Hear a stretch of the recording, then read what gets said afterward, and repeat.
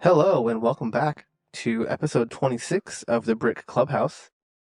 I am one of your hosts, Evan, and I'm joined, thankfully, as always, with my co-host, Mr. Chris. Say hello, Chris. Hello, Evan. It's so great to be back in the clubhouse with you. We're back. We took a week off. Yeah, we'll get to why. Yeah, It was a time. our emotions were running too high last They week. were. It would not have been a good recording. And it still may not. I think we should tell people up front. Obviously, we're referring to the World Series. Yeah, so last Wednesday we were going to record and the Dodgers won the World Series. Thinking, we'll do it after the game. If they would have lost, sure. But Maybe. then they won the World Series. But yeah, and so we were in no place. We were pretty stoked. Yeah. Yeah. We didn't need to record a podcast that night. So, for those of you that want to celebrate with us or hate on us, sure, you can do that too. Yeah. We'll drink your tears a little bit. Stay till the end, because we will discuss the World Series and the incredible Los Angeles Dodgers run. Yeah. The rumors are that he's going to the Red Sox. Says who? I haven't seen that. No one knows where anyone's going. I know. Anyway, we will discuss baseball towards the end of the show. There we go. Maybe we'll just have 2 segments now. Anyways, we want to make sure that we take a moment, as always, to thank the sponsor of this podcast, which is Bricks and Minifigs, San Diego North. Very thankful that we get to do what we do, thanks to their support. Our little friendly neighborhood Lego store up in the Rancho Penasquitos neighborhood of San Diego. Yeah, swing by if you're in town. 9881 Carmel Mountain Road. We'd love to see you. We had some excitement on Sunday. The power was out. Oh, I saw that on Instagram. Yeah, and evidently my post on Instagram confused people that we were actually like closing permanently. So I had to go back and edit it. Nice. No, just for the day. Was that Sunday or Monday? It was Sunday. It was over the weekend, okay. But I guess this is the start of a new segment because it's the second show in a week. We had put out questions or put out a call for questions for us from the audience. Last time we answered one about what hobbies we have other than Lego. And this week, the question is also of more of a personal nature. What are our favorite films? Which, on one hand, should be an easy question. I mean, the way I'm going to approach this is the way I approach it whenever anyone asks me, and I'm just going to list, like, a non-specific number of movies that I love.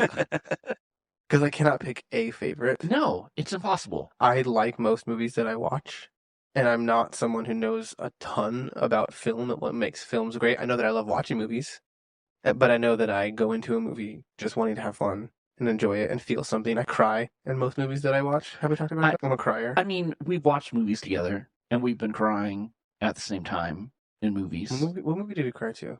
Lord of the Rings. Oh, yeah. I don't think you were invested enough to cry in Inside Out. No, I was distracted that day. I'm so emotionally attached to the Inside Out movies. But I did cry during Inside Out. Did you? I did. Okay, cool.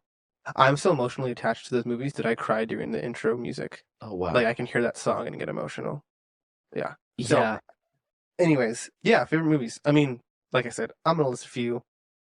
They're just some of my favorites. I'm not trying to necessarily say that they're the greatest movies ever, because No, but that wasn't the question. No. What are your favorite movies? I think one of the ones that I think of whenever I hear this question, which is funny because I've only seen it like 2, maybe 3 times, but Good Will Hunting is up there for me. It's a good one. I just love the movie. For those of you that don't know, I'm actually a therapist. That's my day job. My job. So I think that was a really cool movie. For me, in my therapeutic process, I think seeing Robin Williams in a serious role was always interesting to me. He just knocks it out of the park in any role he does. Yeah. And I think I'm just blown away by the fact that that was Matt Damon and Ben Affleck's first movie, their first script. It was a great story. Insane. Yeah, good movie. Anyways, Good Will Hunting, yeah. Lord of the Rings trilogy. I love those movies. I am a huge Star Wars fan, but I don't bring up Star Wars when I think of my favorite movies because I still think that film quality-wise, there's a lot of movies that I like better. Uh-huh. I just like the world. But for instance, Lord of the Rings, I think are much better movies, and I enjoy them more than Star Wars movies. I do love Christopher Nolan, so I do love, like, Inception is one of my favorite movies. Oh, yeah, that's great. Interstellar for you. Yeah, I love Interstellar. I need to watch the movie. I've seen it, but not really. I watched it with friends. I wasn't paying attention. And you need to pay attention for that movie. I love movies, and I should have listed movies as a hobby last week. I didn't, But like when I was in college, we would go to the movies every week. It didn't matter whether it was good or bad. We would just go. Yeah, And of course, this is in the days before Netflix and all of that. right. Like, and none of us had good TVs in our Dude, dorm. So that was how we had to, if we wanted a good movie experience, that's what we did. yeah, And we saw a lot of bad movies. Like you mentioned, Christopher Nolan. I love his movies. yeah. You said, Interstellar. I also love The Prestige It's a of good movie. his. So good. Obviously, the Batman movies. Yeah, his Batman movies. Batman's my favorite superhero. Love those movies. I also love the Robert Pattinson, Matt Reeves Batman. That movie was fantastic. Yeah, we haven't talked. Have you watched The Penguin? Never mind. No, but I really want to. Side note. And then as far as I- like another kind of random one, I love Taika Waititi. I know he's kind of fallen out of the good graces of some people recently with his last couple films, but my favorites of his are Hunt for the Wilder People and Jojo Rabbit. Hunt for the Wilder People is on my list. I love that film. Have you seen Jojo Rabbit? I have. I like Hunt for the Wilder People way better. But Really? yeah, I love them both. they're good. I think I'd argue that Jojo's a better film, but I don't know which one. I think I might enjoy watching Hunt for the Wilder People better. The story of Hunt for the Wilder People, I think I connected better with. Sure, yeah. You don't connect to Jojo Rabbit? Yeah, Hitler's not showing up in my Oh. my imagination, but I mean, yeah, there's just so much about Hunt for the Wilder People I love. Oh, it's so good. There are a few that are probably arguably not great films, Oh yeah. but I If we still want to go list there, as favorites. if we want to go there, I can go there. Three Amigos, Oh yeah, absolutely, classic. absolutely. I mean, my grandmother took me to the theater to see it, which is a whole story If unto only she itself. knew. But yeah, So good. but I love that film, Three Amigos. Another like bad movie, but I just have to list it as one of my favorites. UHF, Mm. Weird Al's first film that he made. He's made more than one. Yeah, because he made his biopic, so he's made two. But it was fantastic. I don't think you've seen that. We've talked about it forever. We need to watch it. My favorite dumb movies the ones that come to mind for me, the ones that my brothers and I loved growing up were Hot Rod, Nacho Libre, and Benchwarmers. Oh yeah, Those are the three like dumb movies.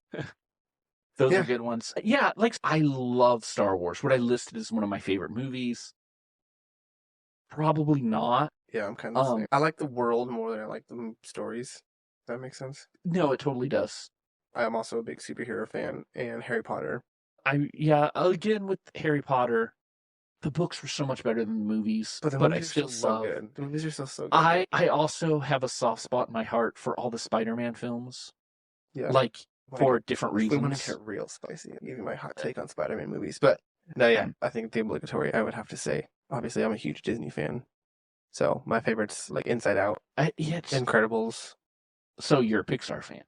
Yeah, but I also love Disney animation too. So like, as you know, Robin Hood, Aristocats, Yeah. Sword in the Stone. See, yeah, like I love that late 60s, early 70s animation. I would list those as favorites. Aristocats. Tarzan, Loved. Frozen, Moana. No, Somebody asked, so that's the answer. It's a difficult question. I cannot pick one. I'm sorry. It's tough. Swing by the store if you want to talk about favorite movies.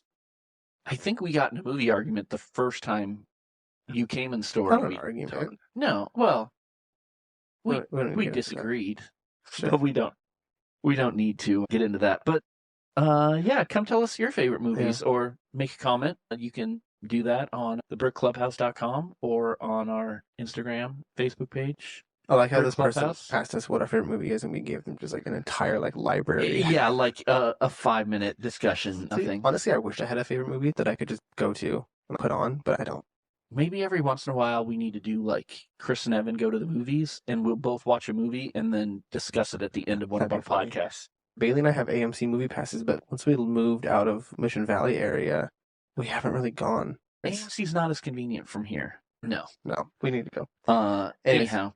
And the other follow-up we had was the World Series, but we're going to push that to the end. Yeah, we already wasted enough of your guys' time. Yeah. We So should timestamp the movie talk. yeah. So let's talk Lego. It is, as we record this, November 6th, and it's time for many people to start decorating for the holidays. My wife. I have started the process of getting ready to decorate, but I haven't started decorating yet. But you also had Halloween decorations, which I didn't. your home My did. home did. Yes. No, honestly, I love my wife likes to decorate for holidays because I like having holiday decorations out. I would never think to put them out. So I love that she puts them out. My wife decorated every holiday. Yeah. We, like, whether it was Halloween, Thanksgiving, Christmas, St. Patrick's Day, Hmm. Easter, 4th of July, for our birthdays, because they were both in August. Like, No, it okay. was constant decoration. Yeah, no, not Flag Day, No, not yeah. Arbor Day either, but it was constant That's fun. That's really holiday fun. decorating. And I kind of miss the fact that I don't do it anymore, but it's a lot to keep up with. Yeah. But we're doing the Winter Village this year. Yes, So and that's what we're going to talk about is decorating our homes with Lego. Lego creates a lot of sets now that are great for holiday decorating. Uh, as we've established, you're newly married. You guys are going to be starting to decide how you want to decorate for the holidays. yeah. Will Lego be part of that? Yeah, I think it already is. But we would go get the little set. So it's like she got the little polar bear set last year. I feel like there was another one, but she got the little, which we'll talk about in a sec, but she got the little Santa's delivery truck set Oh, yeah. this year, and she already built that and put it out. And Yeah, we'll talk. she's put out a couple Lego sets for Halloween before. She really wants to get the Nightmare Before Christmas set. Beautiful. But I mean, it's really cool. anyways, but no, so yes, Lego will be a part of it, not to like a huge, huge extent. She does really like the Winter Village set from this year, though. And I wouldn't be surprised if we get a Winter Village set at some point. I like the Alpine Lodge a lot. So It's still available. it is. I think we will have a Winter Village discussion, but I think we should hold that for next week. I think there's a whole lot to unpack in the Winter Village. So I too use Lego in my decorating for our holidays. So we kind of have some different areas of our living room, have different types of decoration. And on top of the piano is kind of all of the like non-Winter Village Lego things. Like we have the Lego Nutcracker and some of the like snow globes and Santa brickhead and the reindeer brickheads and all the different, things. This year, Lego's made some really cool ones that I'm hoping to add to that. So I thought we could talk about some of the Lego sets that are new this year or maybe new last year that fall into this kind of decorating category that's not Winter Village. Yeah. They do have some great new things for the Winter Village this year. The post office, and you mentioned Santa's delivery truck, which are super fun. It is fun how those two sets kind of pair together. It is. I mean, I think they knew what they were doing when they. Well, yeah, absolutely. But usually I feel like in past Winter Village sets, they might have just added that build into the Winter Village set. But it's cool that they kind of made it into a separate one. Yeah, what we don't know this year, we haven't seen what some of the holiday gift with purchases are. Because that's where a lot of these decorating sets have come from in the past. Like the Charles Dickens set was a gift with purchase. The snow globe, different nutcrackers have all been gift with purchases in the past. There's been some Christmas trees. So, yeah. And so we have yet to find out what those are. Lego should be announcing those soon, and we'll talk about them once they are released. But one of the sets that I think is really cool, one that I picked up, it was new last year. It is the Christmas tree set that Lego sells. And this is set. This is the 2-in-1? Yeah, it's a 2-in-1. It's set 40573. It's 784 pieces. And it's a 2-in-1 Christmas tree. So you can build one really big Christmas tree or two smaller ones. And it's just a really nice looking tree. It's got candles on it. The big tree stands like 8 or 10 inches tall, or you can build two smaller ones. It's just a really nice looking tree and has been a good addition. For the longest time, the only way to get a big tree was through one of these gift with purchases, and they were terribly expensive on the secondary market. They've gotten so expensive. But I'm so glad Lego finally did a nice big tree.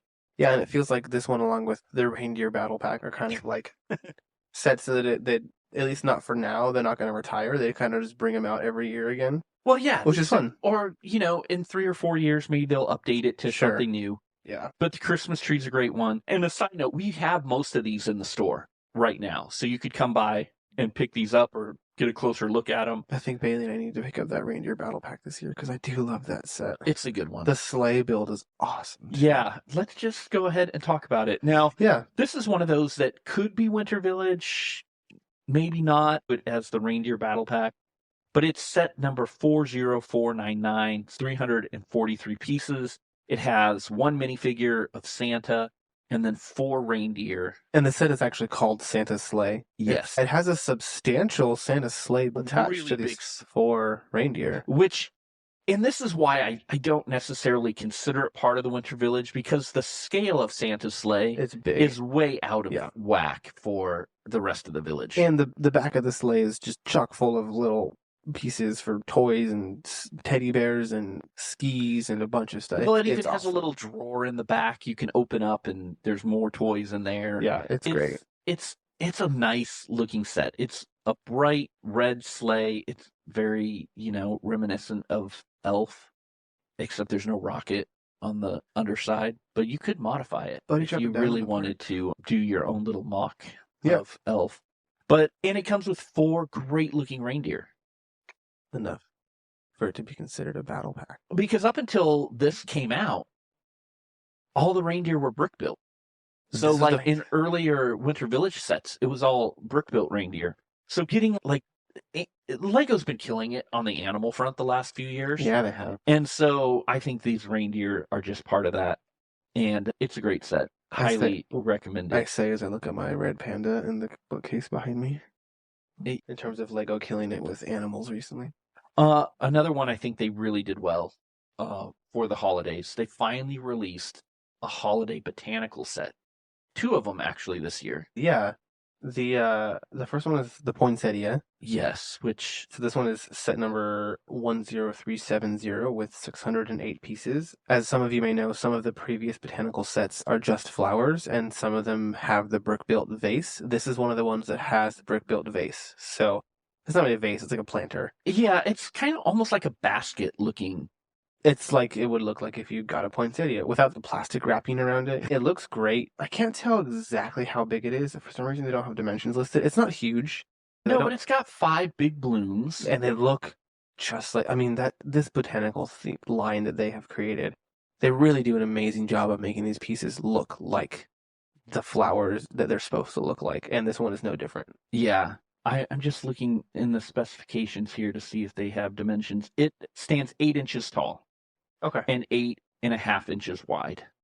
So that kind of gives you a rough estimate. So it's a nice size, but it's not overpowering. So it's not something that you couldn't have out on a table. Yeah. I love poinsettias. I always buy them to put on my front porch. We actually have a bunch that got planted in our yard. So they're huge and they bloom every year, and it's kind of fun. When my wife saw this set, she loved it. She's like, oh my gosh, yes, I want to get that. She loves Christmas, and she really liked that one. They did such a great job. They used a 2-tone red on the blooms, so you got the dark maroon and the bright red and the bright yellow center. It looks so much like a poinsettia, just like a lot of their botanicals. Yeah. But, someday we could rank them, and I think this one is pretty high. It's a good one. In terms of, realism. Yeah. Because it's also got tons of greenery. It's really good. I can't wait to add it to my decorations this year as well. And then the other botanical set that they did for the holidays is set number 10340. This is the wreath. So they did a big 18+ botanical wreath. They've made wreath builds in the past. This one is much bigger and more detailed. This comes with 1,194 pieces. The first wreath, it could be a wreath, or it could be like a little table decoration with some candles. Yeah. You looked at it and it fell apart. It just did not stay together. It just wasn't a good build. Most sets fall apart when you look at them. That's not very fair. My son was so excited. He texted me a picture last year. He's in his dorm. Actually, maybe 2 years ago. his first dorm living at college, and he bought one of these sets and hung it up on his door because he was so excited. He was decorating for Christmas, That's so and like cute. within 3 minutes of it hanging up, like the hook fell off the wall, and the set was Shattered. just like all busted up. Yeah. It never made it back together. It's But over. this new wreath wouldn't No. fall apart like that. No, this thing It's is legit. so much more stable. This is really the one that my wife wants. It, like I said, it's over 1,000 pieces. This one is one that you can take apart a little bit and make as a table runner kind of decoration, like garland, which is really cool. It has like a few printed like orange slice pieces. Like they're these, like they're big. They're kind of like the cockpit discs that you think of like on like the UCS TIE Fighter. Yeah. Think of like that cockpit, like circular transparent disc. Well, it's translucent orange, and it's printed to look like orange slices. Yeah, they didn't do like just, oh, it's a green wreath. They added, like you said, the Yep. orange slices. There's cinnamon sticks. There's berries. Yeah, the berries are in there too. Pine cones. Like the wreath has things in it. It's It not looks like really good. It's like not the just green. old one Yeah. that was very basic. In this one, it looks very dense. It's a really good looking build. I'm so glad they made a better wreath than the last one because Yeah. I have the last one, and yeah, I never hung it up because I was afraid it wouldn't stay up. Yeah. But and this one is pretty big. So it's 2.5 inches high. It's 14.5 inches long and 14.5 inches wide. So it's a 14.5 by 14.5 square. yeah, you could hang it on the wall and it would be a nice decoration. One question I have, they have some multiple colored berries that you can Swap add in. out, Yeah, there's some white ones and some blue ones.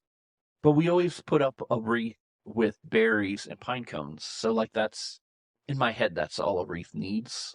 And Yeah.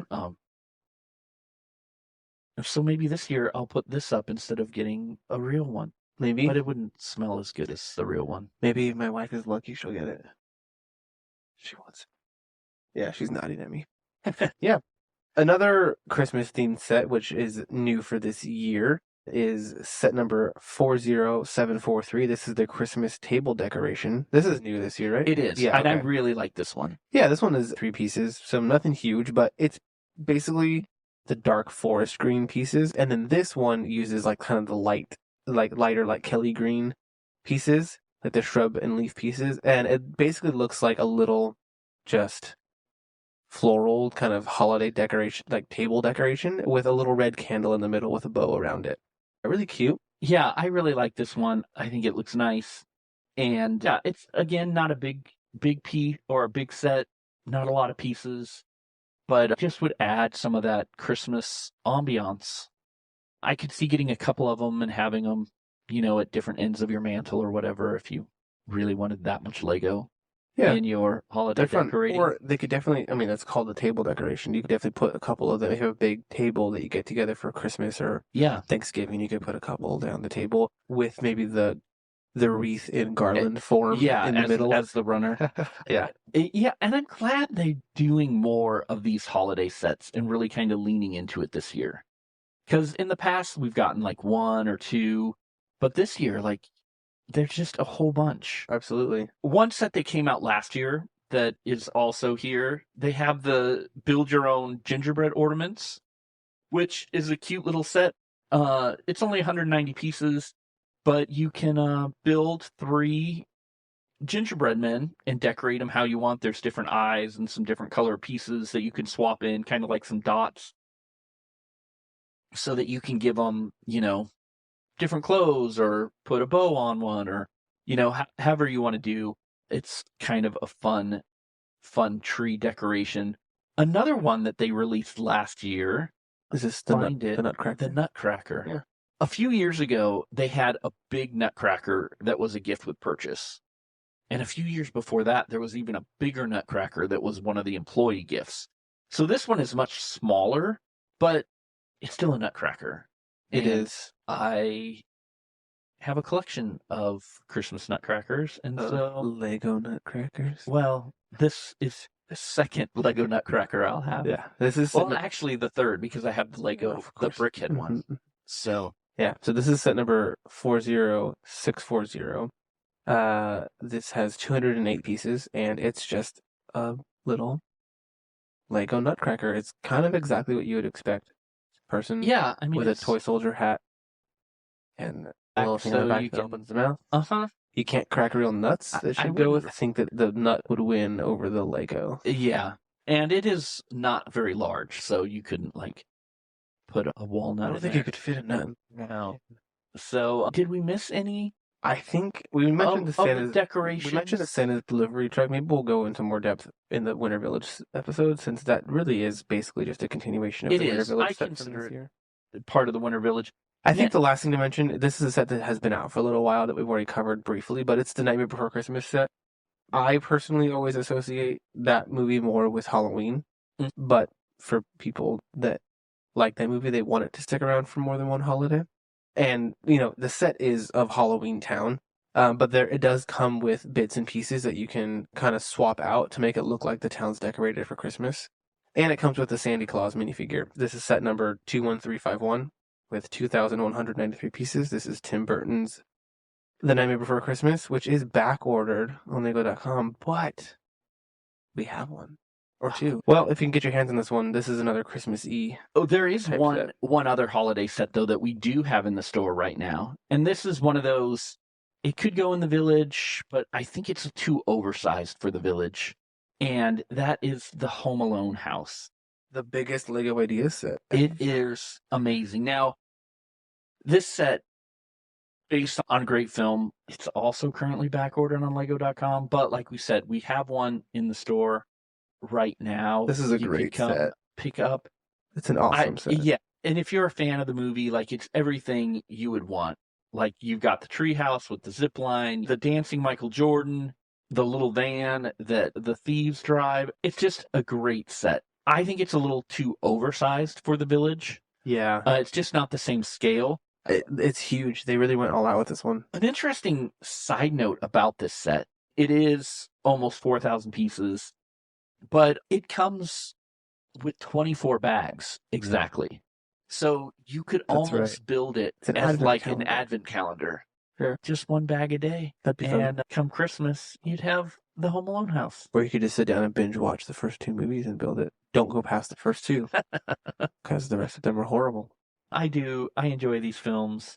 The music in them is so iconic. Dude, it's John Hughes. How could you not? Just love it. With Joe Pesci. Yeah. Christopher Columbus. Didn't he direct them? Macaulay Culkin. No, it was. No, pretty sure it's John Hughes. I think he wrote it, but I think Chris Columbus directed it. Maybe he did. And John Williams Also, did the music. isn't Spielberg attached to that movie in some way? I don't think so. I think it was just Hughes and Columbus. Yeah.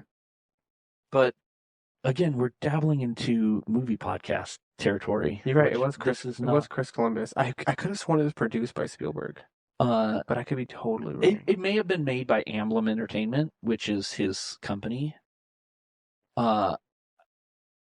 And I remember this just because I just watched the John Williams documentary on Disney Plus, and they have a whole part about Home Alone. Yeah. Highly recommend that documentary if you're a fan of movie music. There are a lot more Christmas sets, but they're kind of Christmas Village related. And we really didn't talk about advent calendars. I kind of feel like they're their own thing. There's so many different ones now. Yeah. I think the ones to get this year, I think the Star Wars one looks great. It's got some great characters with holiday Star Wars sweaters on.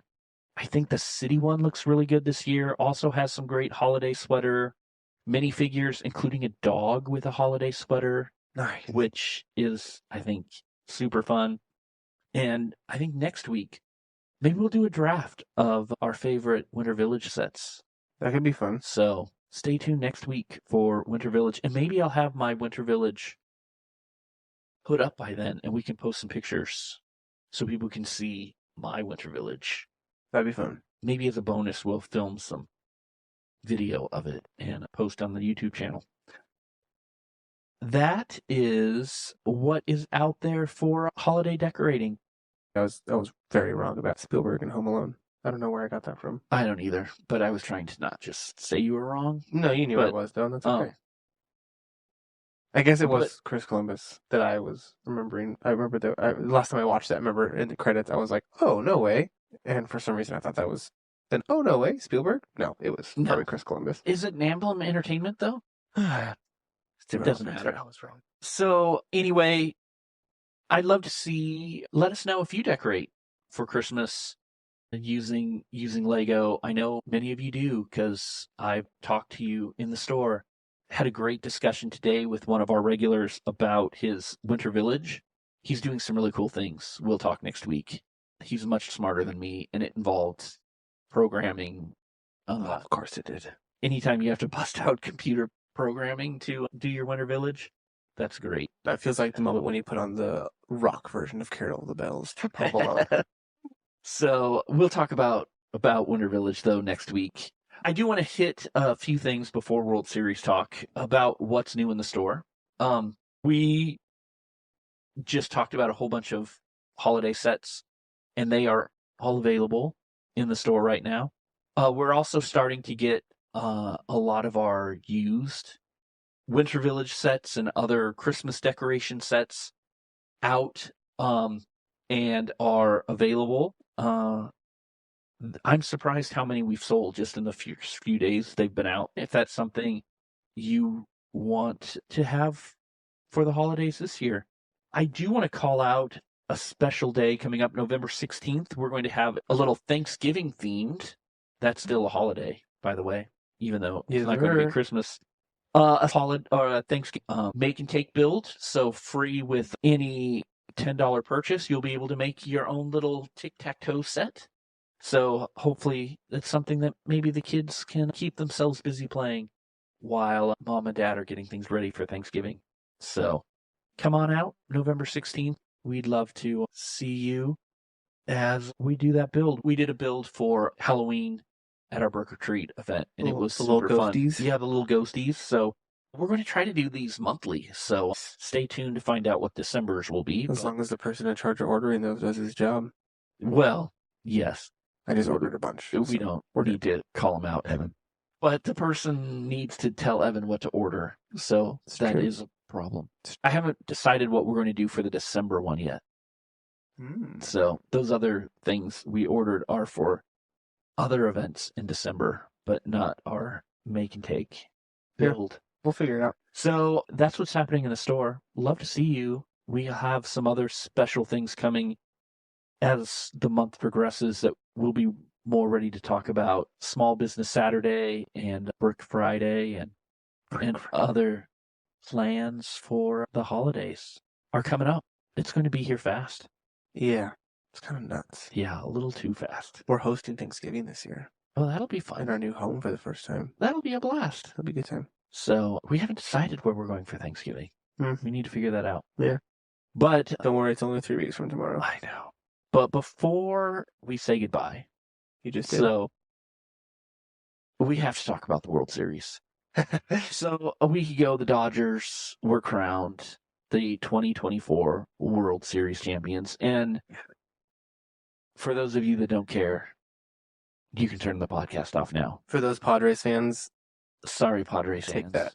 I still say, though, that the World Series was won in the Padres series. Had the Padres beat the Dodgers, I think they would have gone on to beat the Yankees. Probably.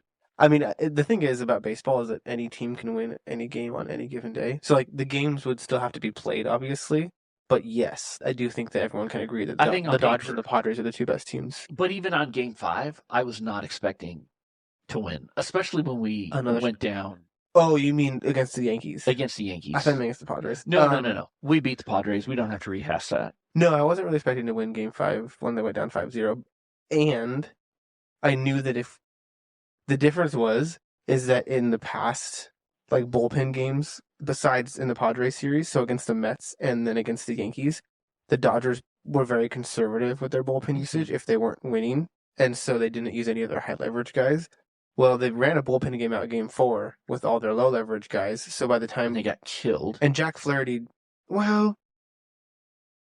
at the end they did. Yeah. But anyways, Jack Flaherty didn't go very long in Game 5, which wasn't great. But So it kind of became another bullpen game, but they had to use all their leverage guys. So I was like, okay, we're down by 5. Garrett Cole's throwing a no hitter through 4 innings, and if our bullpen can keep it where it is, I never felt like our team was out of any game in these playoffs because of the way that the offense was playing. So I didn't expect them to score 5 runs the way that they did, but I wasn't altogether shocked that they did score 5 runs to tie the game and then a couple more to win it. Yeah, the way they did it. The way they did it was crazy. Sorry, Yankee fans. And I was also like gonna be a little bit nervous if they brought it to a game 6, but also coming home with Yamamoto and Buehler lined up, I was like, I liked our chances to win at home. Yeah, I mean, we would have had to face Cole again. No, not after he almost had Tommy John surgery this year, and not after he had already thrown 100 pitches in Game 5. Because I think before Game 5, the thought was that he would come. Well, before the series, the thought was is that he might go Game 1, 4, and then come out maybe for Game 7, maybe in relief. But when they were like, there's no question of him going on short rest for Game 4, he's going to go Game 5. I think at that point, everyone kind of knew.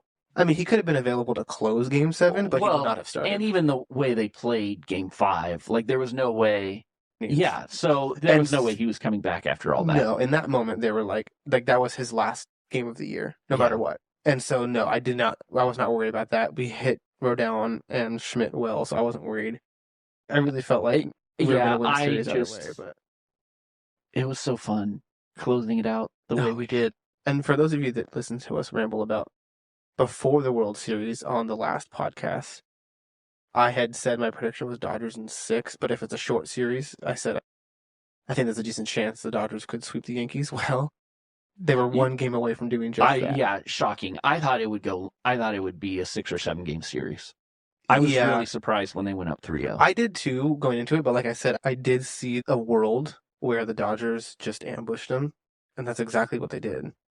They honestly, like, the score of the Dodgers won Game 1 on the walk-off grand slam, which was insane. So the final score was 6-3, which is still a 3-run game, but that game was closer than a 3-run game. The Dodgers won games 2 and 3 by a score of 4-2. That felt like a much larger lead than 2 runs. Yeah. Like, if you were watching those games, it looked like the Dodgers were in complete control of both of those games from start to finish. So even though the scores didn't indicate it, and the Dodgers only won the clinching game by 1 run. Right. So even though the scores didn't indicate it, it felt like when you watched those games, it felt very lopsided. And I've been watching the podcast of John White Media. They're all Yankees fans, and they said the same thing. They're like, it's crazy that those were 2-run games because it felt like there was no chance the Yankees were going to win those games. But I think had it come back to LA, it would have been a tougher. I think the Yankees had momentum at that point. I don't know that they would have won, but I feel like it would have turned more competitive than the beginning of the series felt. Sure. Yeah, I mean, if they pushed it Game 6 and pushed it back to LA after being down 3-0, yeah, I would have made it way more competitive, and I would have been nervous for sure, but I'm glad we didn't. Dude, they couldn't hit Yamamoto in both starts they faced him this year. With Yamamoto going Game 6.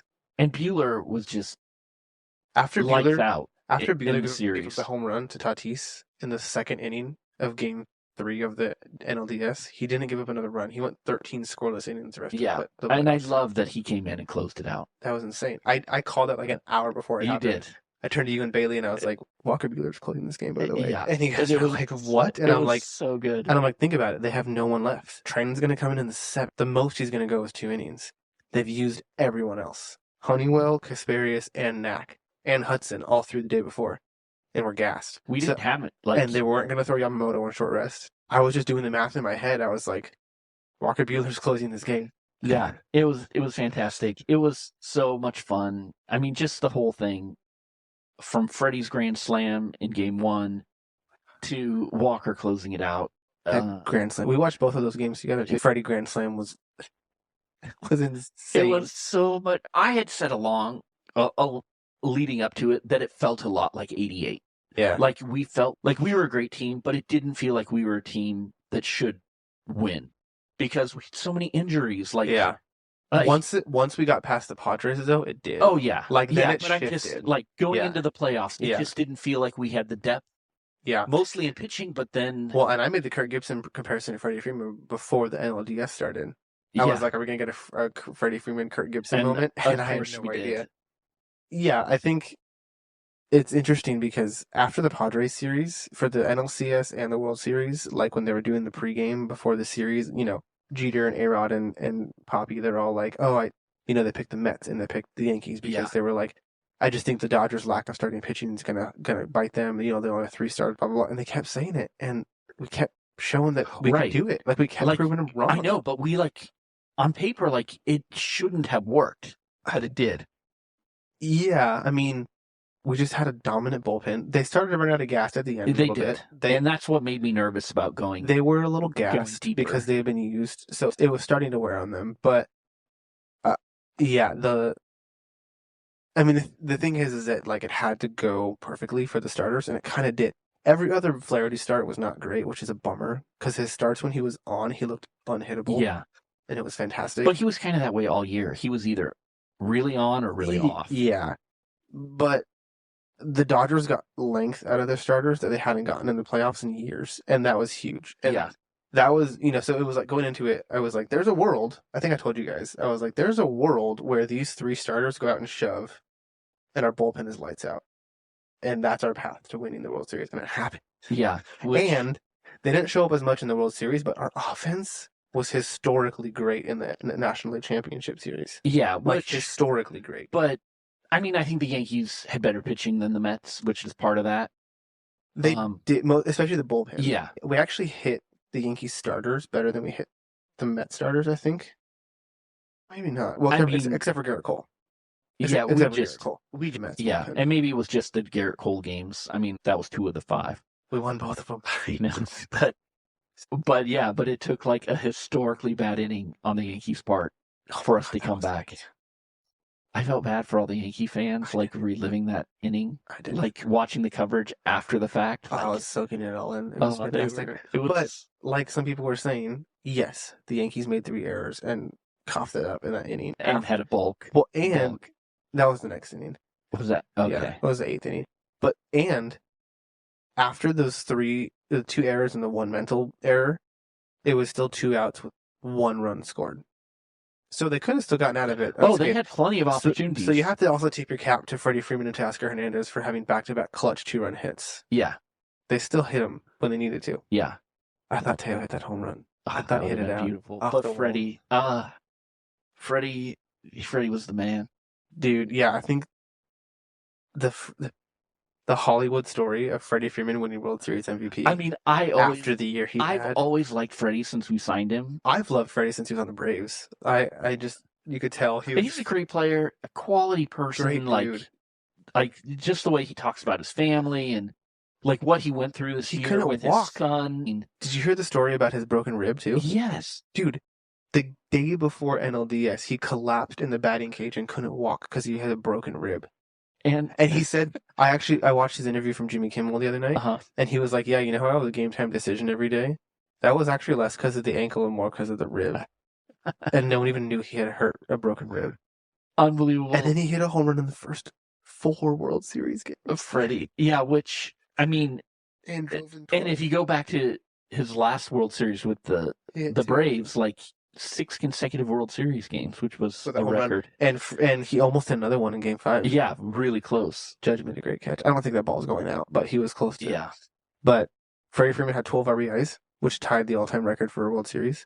But he tied someone who did it in 7 games. Freddie did it in 5. Yeah, it was storybook. I'm so glad we got to experience that season together because we watched opening day from Korea. The day I got back from New York. Yeah, at 3 a.m, and we all fell asleep. We watched spring training games in the store. And I didn't get to watch as many games in the regular season this year as I wanted to because my life was crazy busy this year. I mean, you had a lot going on. In the spring, we watched quite a few. I feel like I didn't get to fully enjoy this. At my house during. I watched a lot of games, just not as much as I would have liked to and normally would have. I feel like I watched quite a few. Everyone else in my house's chagrin. I'll have to send you the link to this, but I found a YouTube video the other day that's 22 minutes long, and it's this guy. The YouTube channel is called Baseball Doesn't Exist.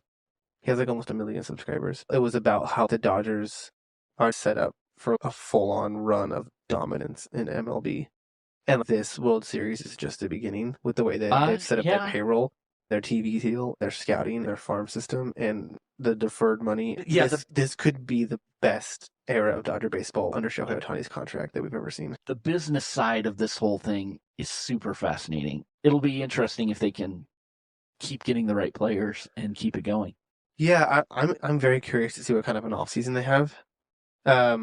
I do not think that them winning the World Series is going to cause them to take the foot off the gas in any way. I don't think so. Like, I think that they are going to have, I mean, outside of signing the greatest player maybe ever, they're not going to have as big of an offseason this year as they did last year, because last year was arguably the biggest offseason anyone's ever had. Yeah, there's only one Shohei. They're going to have a huge offseason.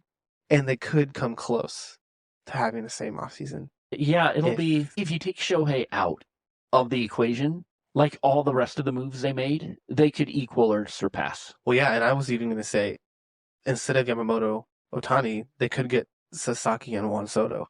Yeah. Which would be comparable. Not the same. No, but I don't think Soto's going to defer the money. No, but I think that because a lot of other people have, they won't have to defer money for Soto. Do I think they're going to get Juan Soto? No. But I would love for them to drive up the price tag. Would I be shocked? No. I would venture on no. They're not going to get him. I don't think so. I think he stays in New York. But I don't think you can count the Dodgers out. No. I think they want to be in all of those conversations for all those big guys. I also wonder if they do sign him. I wonder if Juan Soto talks about watching them celebrate the World Series against his team and being like, it's got to hurt. I want to join those guys. Yeah. I don't know. And he was the last one to leave. Mm-hmm. Also, he was there in 2021 cheering on the Dodgers and Max Scherzer. Yeah. In the playoffs. Uh-huh. He was also there to beat them. Corbin Burns has tweeted 5 or 6 times in his whole life. He retweeted the MLB's post about the Dodgers being World Series champions with the little eyes emoji. I think another Boris client who's going to cost $200 million. But I think I would love to get Corbin Burns. They would be in on that conversation too. I would love Corbin, because as good as our pitching staff is, and even getting injuries, Ohtani, I would like another strong arm, because I don't know. Did you see that? Because Kershaw's future. Yeah, I mean, he'll be back with the team, but he can't be what he was. No, but they said today that they're going to go with a 6-man rotation this next year, because Ohtani and Yamamoto both need 6 days rest. Yeah, or 5 days rest, and there's looking like a really good chance that we're going to get Roki Sasaki. So they would have the 3-headed Japanese monster. They would all need extra rest. Plus, you got Glass now, who's a glass cannon, so you need to give him extra rest. Kershaw, if he comes back. He could use all the rest. I mean, and I don't know Bueller's future if he stays with the team, but after double Tommy John, he could use extra rest. That was another thing that this guy in that video was talking about, is he was like, he showed the clip of Juan Soto's post-game interview after the Yankees lost the World Series, and Juan Soto was like, I'm open to playing for all 30 teams. Yeah. We're going to listen to offers from everyone who wants to give us a call. And the guy's like, that's normal. That's what you expect from people who are hitting free agency. He's like, the Dodgers free agents have willingly given up all of their leverage by repeatedly saying how badly they want to be back with the Dodgers. Teoscar Hernandez has said it since the All-Star break and continued to say it through the parade. And he got an extended offer. Well, that was a qualifying offer, which was a given. But Jack Flaherty at the parade was repeating, I never want to leave. I never want to leave. Well, he's a local guy. Yeah. Walker Buehler was like, I would love to be back if they'll have me. Kike Hernandez at Raising Cane's the other day was like, I want to resign. Yeah. These people are willing, and we've seen this for years. They're willingly giving up their leverage and money because they want to stay with the team. Max Muncy has given up money. Well, yeah. To stay with the team. Mean, people want to win. Justin Turner.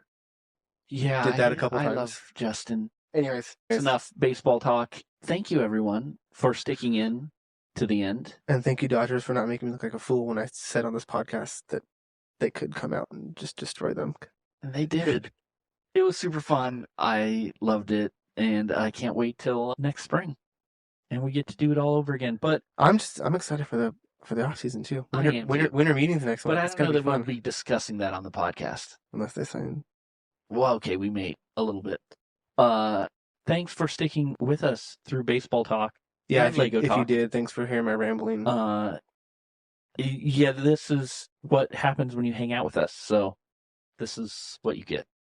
You're welcome. And thanks for spending the last 50 minutes with us. And we will see you next week in the clubhouse. Say goodbye, Evan. Goodbye, Chris.